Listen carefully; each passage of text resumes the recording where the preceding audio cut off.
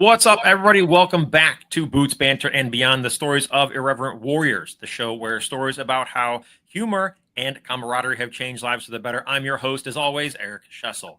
Today in the show, we got two local coordinators, Bob from IW Milford and Dave from IW Virginia Beach.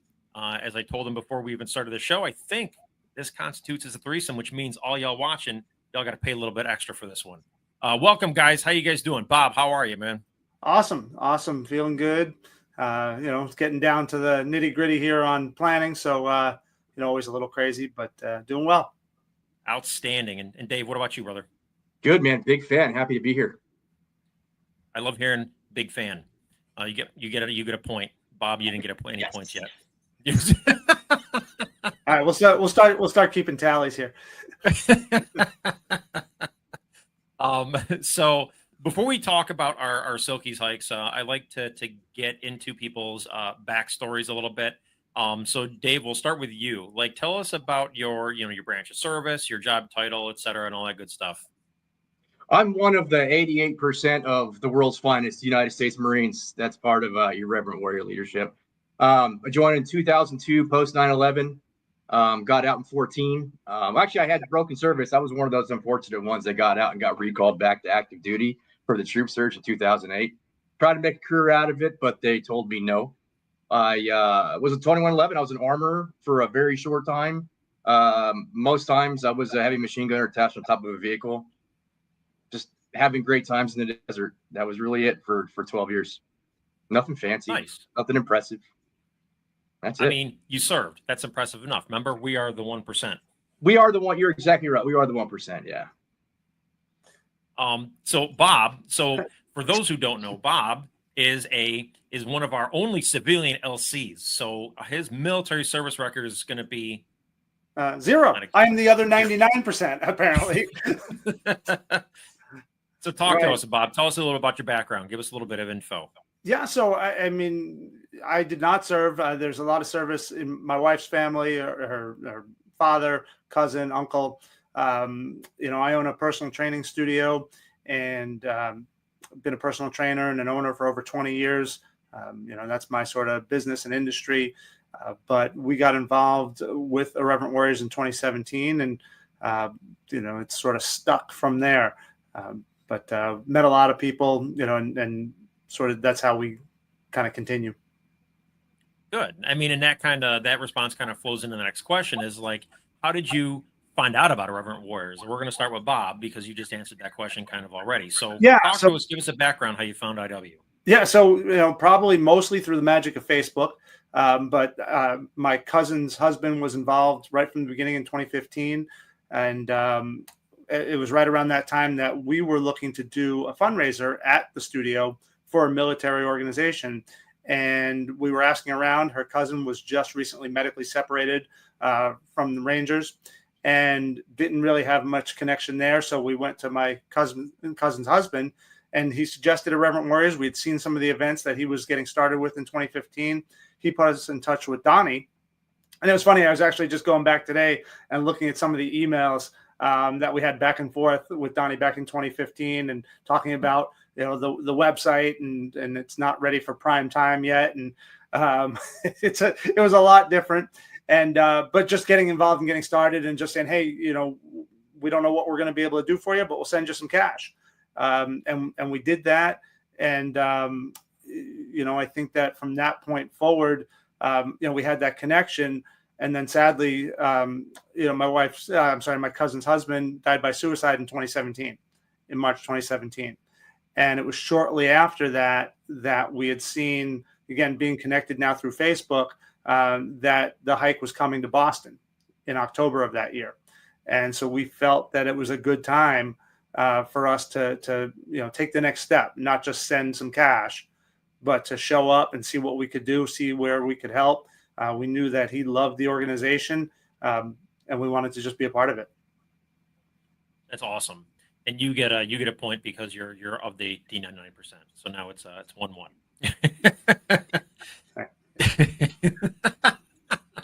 Dave, so talk to us about how you got involved with IW, how you found about IW. I'd been a fan of Vet TV probably since its inception. There were these two kids when I was at 29 Palms. When I was with 3rd LAR, I was the armory chief, and they had a little thing called Terminal Boot. I don't know if you guys remember that long time ago, where they'd film all these really they were cheesy. Just a couple Marines that were with 3rd LAR, they were crewmen.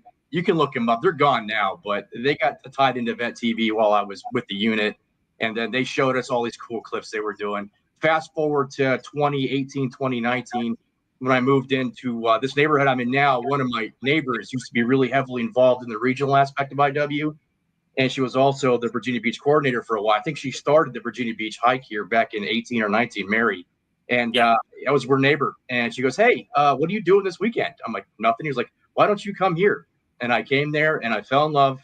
And 3 days later, I was the co-lead for the hike. And I think 2 weeks after that, I was the LC.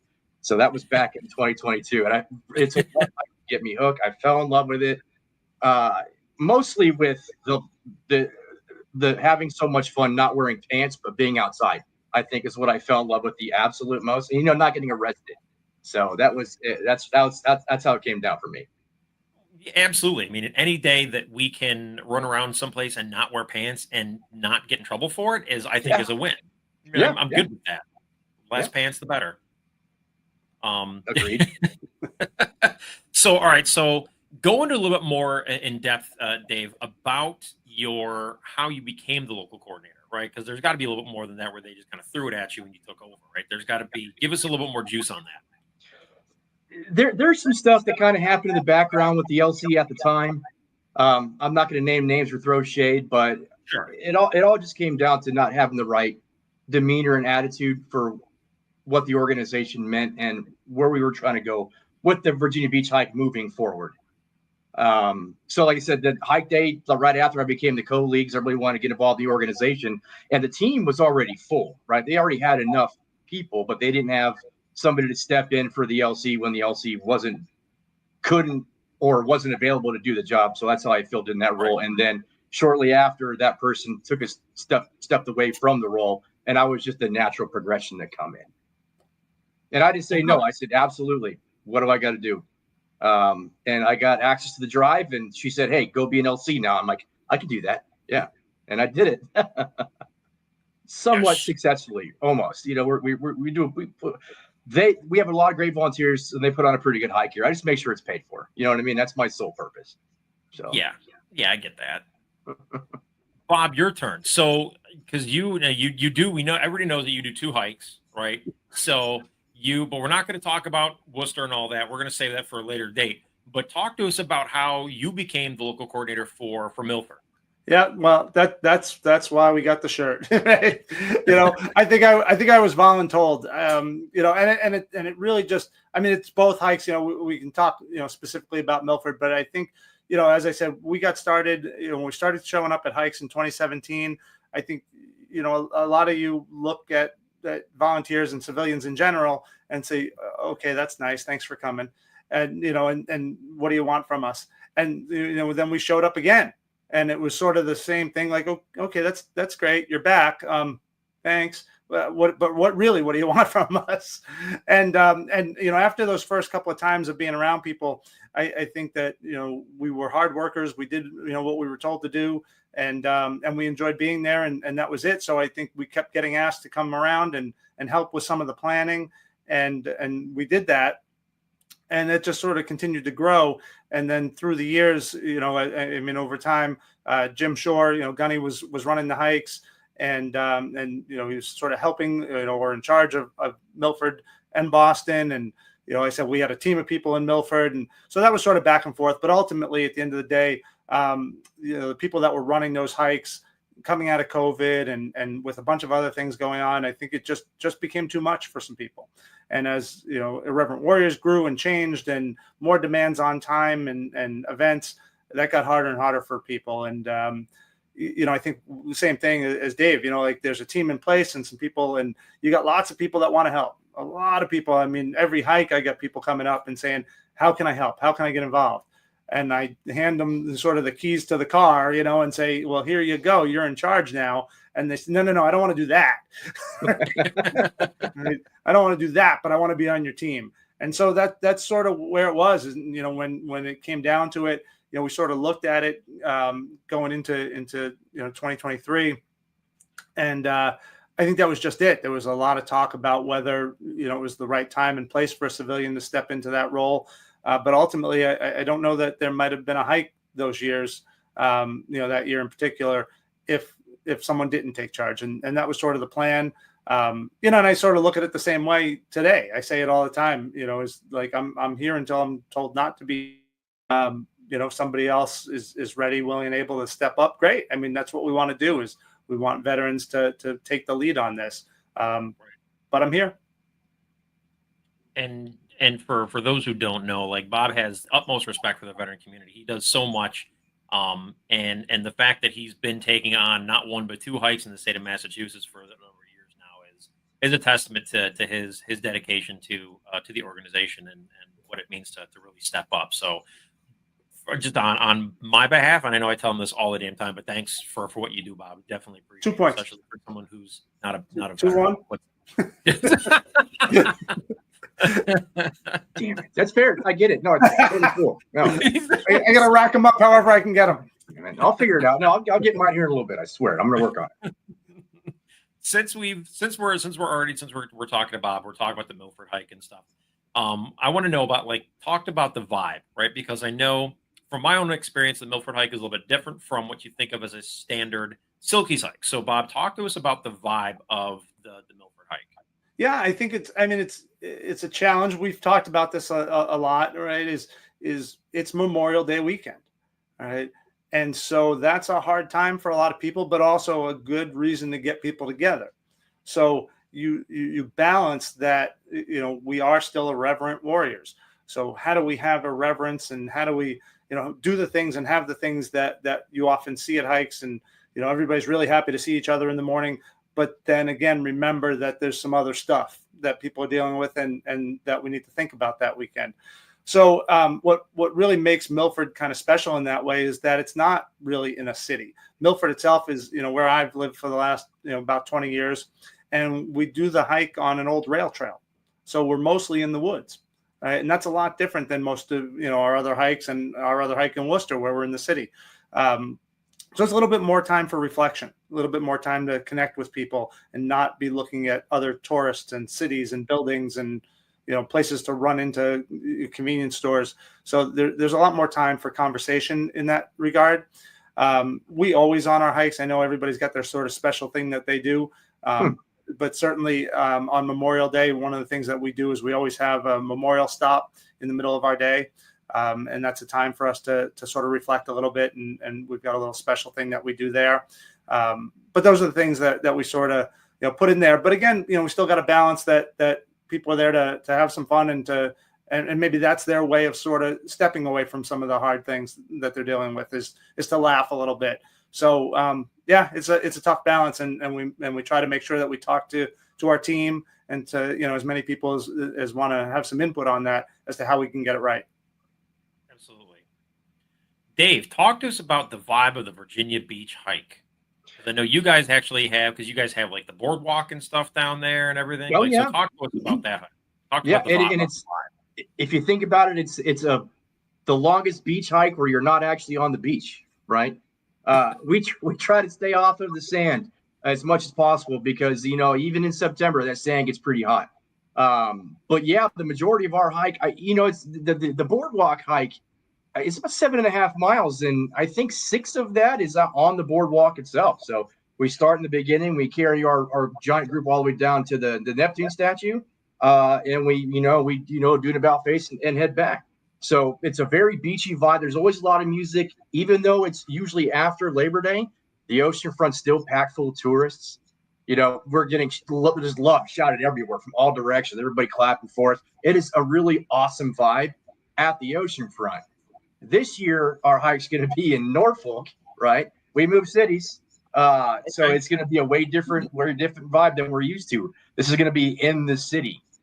Fortunately, we were able to find a really nice kind of walking trail route called the Elizabeth River Trail that covers a lot of waterside through Norfolk and a lot of nice greenery and stuff like that. It's going to be a lot shorter than we're used to. I did have some time obligations that I had to deal with the city and also with Patriotic Festival, because I'm starting and ending at the Scope Arena where the festival actually is. So we either like, well, we're either going to start at super duper early in the morning, or we're going to cut the distance down. Well, we figured, with it being May, it has a tendency to be a little moist in Virginia at the end of May, right? It's hot, it's humid, and nobody's happy when they're hot, right? So we figured we're going to dry run this thing. It's going to be a test of effectiveness for this evolution at PADFest. Let's see how much people like it, and if it's something that they liked more than the boardwalk, maybe we'll continue into Norfolk next year and try to get on a larger scale. So the vibe, the vibe this year is all going to be just, let's get the hike done, let's have a great time, and let's go enjoy the Patriotic Festival. Well, and that's really cool because like you're taking a chance. You're branching out a little bit, and everything like that, and that's super challenging, especially for a first year, right? Because if everybody's so used to the boardwalk, and now you changed it to a different location, buying from the hikers that go, it can be difficult.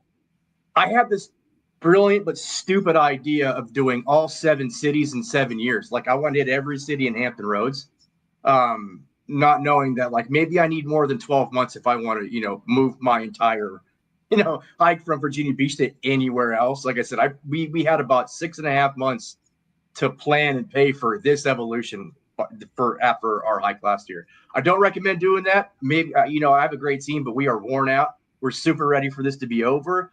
But we're getting ready to get into the biggest community engagement season for us in the summertime. In Hampton Roads, it's huge. You can't throw a rock without hitting some type of veteran event that we're going to be in. Yeah. Well, that's always the challenge. That's the challenge for us. Yeah. The 2 hikes is that, they're far enough apart, but about the same thing, about, 5.5 months or so, between them. But yeah, you're always sort of going, and you've got to keep your team engaged if you're keeping the same team. So we have some people that sort of are in and out, but that's just, I always say, like, make the tent as big as you can. Yep. Because you're going to need those people if you're always sort of alternating, the time of year that you do it.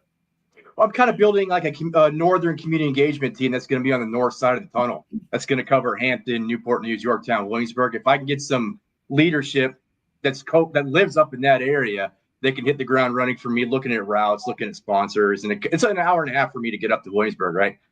Yorktown, we're kind of tentatively planning on Yorktown next year.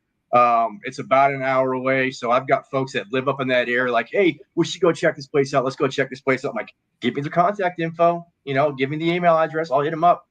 So we'll see.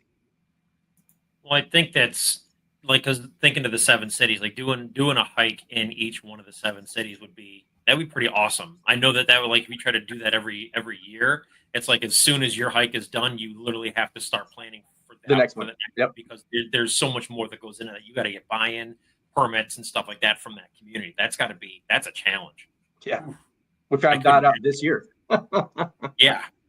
So but no, seriously, that sounds like a good idea. And Norfolk has a lot of good, like, there's good monuments, there's good places to go, there's good things to see. It's not oceanfront, it's not the beach, but it's definitely different. So that seems kind of fun. Hope so. We'll see. Yeah. So now we've kind of established the hikes and the vibes. I want to hear, Dave, from you. What does IW mean to you? We're going to get serious and then teary-eyed and whatnot about this. What does IW mean to you? Freedom, if that makes sense. The freedom to be able to be emotional when I need to around the right group of people who aren't going to judge me for it. Yeah. I'm not going to say that we live in a world where men can't be vulnerable, but that's kind of what, like, the general consensus is for everybody outside of our community, right? Inside of our community is the perfect place. If we need to have that breakdown, we can have that breakdown. There's not anybody who goes through life without at least shutting down once, and just bawling out, what I mean? Crying, just relieving their stress. And this is the place that I have with the people that I know that I can do that safely and kind of not be judged for it. So that's kind of that's pretty much what it means for me with IW. Yeah. So you can wear pants, you can choose not to wear pants and not get in trouble, and you can be vulnerable. Yep. Well, most times when I am vulnerable, I'm not wearing pants. It's kind of, it's hand in hand. Yep. Bob, what about you, brother? What does IW mean to you? Yeah, I mean, along those same lines, I think it's, connection with purpose. Right? It's not just about gathering veterans, but it's creating a space where you can let your guard down. You can laugh, remember who you are beyond the uniform. It's like you said, it's reminding people that they're not alone. I mean, it says in our name itself, right? I mean, we're irreverent. We could be raw, rowdy, a little crazy at times, but under all of that, it's a commitment to looking out for each other. Right. So, I mean, and we talk about, family all the time, right? It's a family built on this shared experience that you all have, and the trust, and I think that, we talked about just even me being a part of all this, what I've seen is the trust that everybody's shown to me, knowing that, we carry on that message. So you all have trust in each other, we all believe in each other, and it's an understanding that you just can't get anywhere else. Yeah, agreed. Good stuff. So now I'm going to, and I can only do it one at a time because the overlays they work that way. I'm going to pull up your hike posters. We're going to pull up Milford's first. So we got Milford's hike poster. So we all know that these hikes are starting May 24th, right? So, Bob's, you start at 9 a.m. Yes, we do. And there's a QR code. Can I point? All right, are we pointing to the key? There we are. The QR code is right in the bottom. You guys watching this, you guys can actually scan the QR code on your phone while you're watching this. So if you have not registered for the Milford hike, you need to do so. And the same thing goes for, bam, the Virginia Beach hike, even though it's covering Dave. I'm sorry, Dave, it's covering you. Like I said, I asked you to find a way to make me prettier, and you did it. So awesome. There it is. There, Bob, you're glorious. The god Neptune, god of the sea. But your hike also on the 24th. What time does your hike start? 10:30. It's a little later. Like I said, we were kind of constrained with start and end times based off of the venues and our lunch day. And we're like 3, maybe 4 stops. We have an optional 4th stop depending on time because we're only 5.6 miles, right? So that shouldn't be that hard to do in the time that we have allotted. Well, a couple of our breaks are going to be a little longer just because we're trying to cram everything into a short amount of time. So it's going to be awesome. I'm looking forward to it. Absolutely. Bob, what are some of the struggles that you had with getting the hike together this year? I think complacency is probably the biggest struggle, meaning, having done this a few years, having done, multiple hikes, you start to forget like what you still need to do, or that you sometimes have to change things, in order to improve them. And you just assume that everything's done, right? Like we're going to a lot of the same stops, probably all the same stops that we went to last year. And you say, oh yeah, that guy, he's got us. And then, you think about it, you're like, oh crap. Like I actually need to call him again. I actually need to actually make sure that that room is available if we stop there. So all those things. Oh, geez, we have to order food. Yeah, I didn't just do that. And that's the problem with the 2 hikes sometimes is that I just ordered food. Oh, no, that was the other one. So, it's just, remembering that these things need done and being organized enough to be able to check those items off the list. Yeah. Dave, what about you? What challenges? I know you got to probably have a handful of challenges from swapping from Virginia Beach to Norfolk. So let's hear it. And everything that he said, yes, 100%. But I think that's probably, I would imagine, like industry wide for us, right? Especially when you've got that relationship with a city that you've been in forever.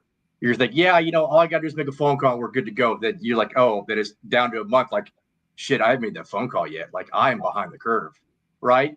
I try to keep the same vendors when I lined up for Norfolk. I just said, hey, just travel a little further down the road, and we're still going to be able to support each other. My biggest struggle I had was the differences between the state and local government from Norfolk and Virginia Beach. I've got great rapport with the mayor of Virginia Beach and all the event planners in Virginia Beach. I did not have that going into Norfolk. I knew them. We'd had conversations and meetings. They didn't understand the cadence of how I work, my sense of humor, like Virginia Beach does. I have a tendency to joke around a little too much when I should be serious. And it took them a little while to realize that I'm really trying to do this really cool thing, and that we weren't, as I'm gonna exact words that one of them said, we're not just going to be a bunch of drunken veterans dancing in the streets. we actually have a purpose, and our purpose is to come together. So navigating the nuances of a different local government for me was my biggest challenge. And then, like Bob said, that internal checklist, like, oh, I'm good. And then like, oh God, I'm not good. And now I'm in a different city. So I should really get my ass in the gear. Also, I'm a government auditor who works in finance. So work for me, if you couldn't tell, has been strange the last few months. There's been a lot going on, and I've been a lot busier. I'm not Doge, so I'm not one of them. But for the DoD, it's just crazy.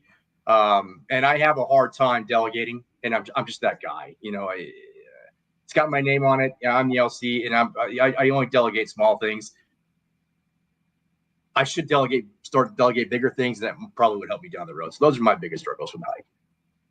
Right. And I mean, with the delegation thing, that comes with, because I know that I had that same struggle personally, right? When I first came on, I wanted to do everything because, I mean, and Bob's the same way.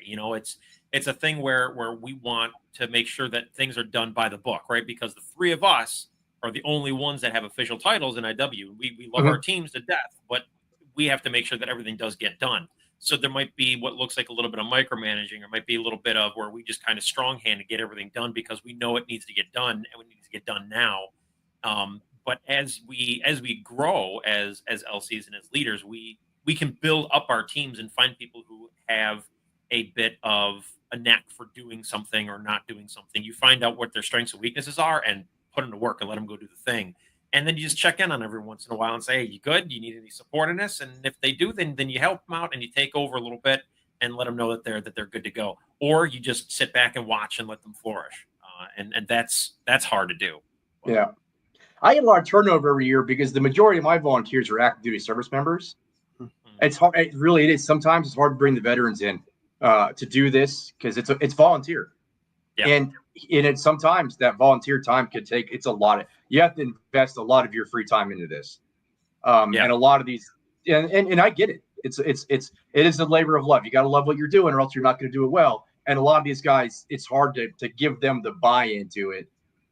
When we're out 5 weekends in a row, hooking in a jabbing on a Saturday and a Sunday, but like I said, these active duty guys, they love it.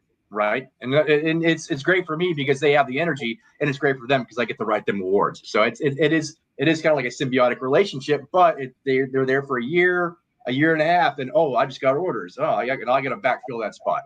So getting a team for me put in place is sometimes can be difficult. So I have the turnover for me is a struggle. Got it. Yeah. So let's go back over to Bob. Bob, what do you got planned for the hike this year? What juice can you give us on your hike? Juice, huh? Well, I think we talked a little bit about it. I mean, there's, so for those watching that like to complain about distance, it will be shorter. Now, I love people, they come to me every year and they're like, Bob, we did 16 miles. Right. And I'm like, the hike was 9. I don't know where you get 16 from. My watch says, right. And I said, well, that doesn't count, the time you were walking around in the morning and, greeting people and no, I'll show you the map. No, but it actually will be shorter this year. We're starting about 2 miles up the trail from where we did last year. And this will be a new starting point. A place we haven't been to before, and it's Boston Honey Company, and they're really excited to have us. They've got some really cool things there. We're bringing back in one of our old stops that we used to do consistently in Milford for years at the Doubletree Hotel. So I think some people that remember that might be excited to go back there. But other than that, a lot of the same things. Like I said, we've got our memorial stop. We've got a great, ceremony planned and bagpiper and national anthem, as we often do. And so I think it's going to be a great day. Awesome. Dave, what about you? What details, what juice can you give us on the Norwalk hike or Norfolk hike? The hike itself is probably going to be the easiest one in the network. It's flat. It's 5.5 miles. It's 3 stops. We have, like I said, we have a 4th one built in, time dependent, but first stop's going to be our raffles. We're going to do our raffles, restrooms, and water. Second stop's going to be lunch, which we're getting fully catered from the Young Veterans Brewing Company. They killed it for us last year with their chow. It's really, really, really good. And they said they would absolutely support us again. It's also at one of our newest sponsors, Benchtop Brewing, right there in the heart of Norfolk. And then we have our last stop being at the Battleship, Wisconsin, at the Nauticus for our photo, restrooms, and then we're going to beat feet back to the Scope. So the outdoor festival for Patriotic Festival, all the free vendors and the outdoor concert series starts at 3 p.m. Ideally we're going to finish up right at 3:30 before the music comes on, but all the festivities are going to be happening, the rock climbing wall, the zip lines, and we get to roll right up and finish right in the middle of the outdoor festival. So, we don't really have post-hike festivities anymore, right? But it's just a way for our hikers to kind of get out there with their favorite grunt style folks. Is all the big names from grunt style come to this Patriotic Fest, and they're there the whole weekend. It's a good for them to see, get the FaceTime with their favorite people, and they get to do all this stuff, and it's all free. All the everything out there is free unless you get tickets for the show. So, and the festival goes the whole weekend. It's Friday, Saturday, and Sunday. So if they're in town the whole time, they can come every day and hit the free part of that Patriotic Festival and have a great time. It's actually really cool that you're going to roll right up into a huge Patriotic Fest. Are you guys going to have a table and stuff set up there? So this is our 5th year being involved with the Patriotic Festival. We have our booth out there every day during the daytime. And then once the nighttime show starts, we close the outdoor booth. Then we put an internal setup in to get all the foot traffic of people going to get drinks and stuff like that. So we usually provide anywhere from 10 to 20 volunteers from IW every year, every day for Patriotic Festival. Oh, wow. It's a big lift for us. And it's usually one of our best fundraising days, and usually the best time that we put out information for our hike that happens in September. Except this time, everybody's gonna be like, "Yep, sorry, we had it today." So maybe we'll see you next year. You just missed it. We just walked down the street. So, you get on board, follow us, and join us next year. Yeah. Yep. Well, I think we got to give. I think I got to Dave a point for his where he's stopping off at the Scope there and whatnot. That's pretty amazing because I've been to the Scope Arena. I'm from that area, not from it, but I was stationed down there for a while. So that's all. That's really awesome. And hopefully with grunt style being there and everything, that you guys get a lot of good PR from that through grunt style and NIW and stuff like that. Mm-hmm. The top people being there. That's pretty sweet. What so we're gonna flip over to Bob.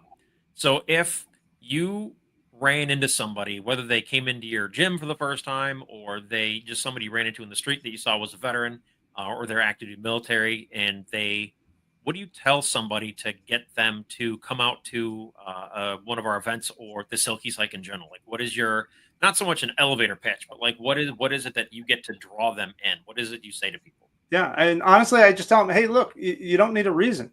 You don't need to explain anything. Just come out once. That's it. Show up.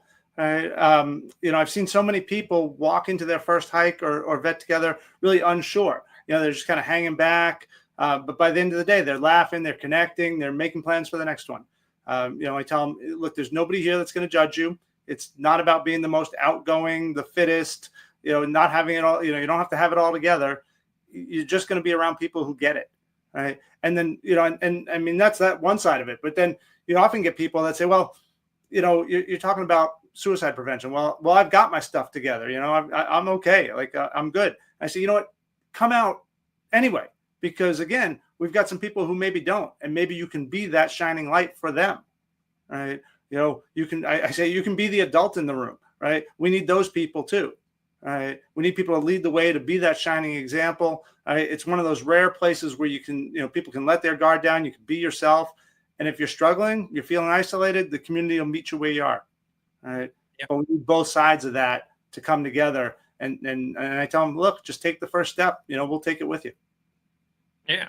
And that's important because essentially, so Milford is the kickoff hike for all of New England, right? Because it starts at Milford and then you've got Maine and New Hampshire and Connecticut, and then you go back up to Massachusetts. So you have a unique opportunity to set the ball rolling to get people excited about coming out to all the other hikes in the area who may have come out to your hike for the first time. So sure. That's super important. Dave, what about you? What is something that you say to people to get them hooked into coming out and hanging out with us for a day? I wish I didn't have to follow Bob. I mean, what else is there? I mean, he hit the nail on the head. Everything that everybody has their own way of saying everything that he just said, kind of in their own way. I just kind of be like, hey, it is the funnest time you've never heard about. Come out, and there's a 99.9% chance you're going to fall in love with it. Whether you're going to run into an old friend you haven't seen in 20 years, which every hike that I go to, I always run into somebody that I haven't seen in forever, like an old person I served with, or just an old friend that an old military friend from way down the way. I'm like, you never know who you're going to run into. You never know who you're going to see, and you're going to have the best time of your life. And it is the fourth best time that you can have with your pants on or off. Right. Yeah. The no pants party. Yeah, but no, I always just try to say, come out, give us a chance. You don't have you may not have the humor that we do, but you are a veteran, and you can be a veteran around other veterans, and we're not going to judge you for it. Right. But yeah, Bob said it all.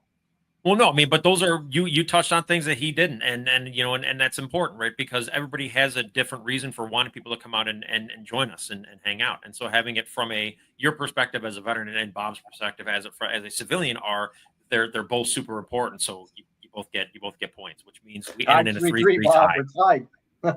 I was going to take the point on that, but the point and the win. I get extra credit for the haircut. I don't know if you turn around, it looks like you got two mohawks going on. One that goes. Then I get 2 points. I get 2 then. I wanted to end as a tie because you guys are both equally important. You guys are both equally loved. Bob over here being super competitive. That's damn right. Gotta fight for some space around here. Oh man. Well, I think that about wraps it up. I can't wait to see photos and Dave, I am definitely going to have to, I almost said reach around. That's not how that works. To circle back with you after the hike to hear about how it went down in Norfolk. Norfolk, yeah. There's no R in Norfolk. What's that? I said there's no R in Norfolk. Exactly, it's Norfolk. You all think you're from Boston now? Like what? No, dude, it's the craziest thing. It is the weirdest thing. It's spelled Norfolk, Norfolk, but they pronounce it Norfolk. Norfolk. Yeah, that's great. That's how they wait until we do Worcester. That ought to be good. It's Worcester. Worcester. It's not Worcestershire or Worcester. It's Worcester. Watch your sister, Yeah, right. but also, yeah. So I hope that both your hikes are awesome and successful, and they're everything that you guys hope for, and you guys get all the participation, and everything like that. Dave, any last words of wisdom for our listeners? Keep being weird. All right, Bob.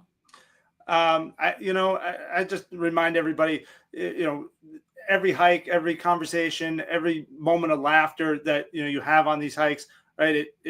It means something, and it reminds me why all this work matters, why we're all doing this, why we take the time to have these conversations, to do these podcasts, is because what we're doing changes lives, and it saves lives as well. And I hope that we all continue to do great things.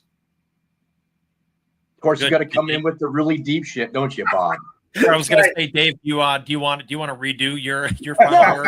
I'm standing by being weird. There you go. I'm going to die on that hill right there. Yeah. Oh, that's awesome. Ladies and gents, there you have it. I want to thank Bob and Dave for spending some time with us today. Thank you guys so much for being here and taking some time with us. A great time. Thank you. We really appreciate it. To everybody, thank you for listening and tuning in. Be sure to watch this episode and share it far and wide so that we can hopefully bring a little humor and camaraderie to anybody who might listen or watch. Until next time, stay irreverent, my friends.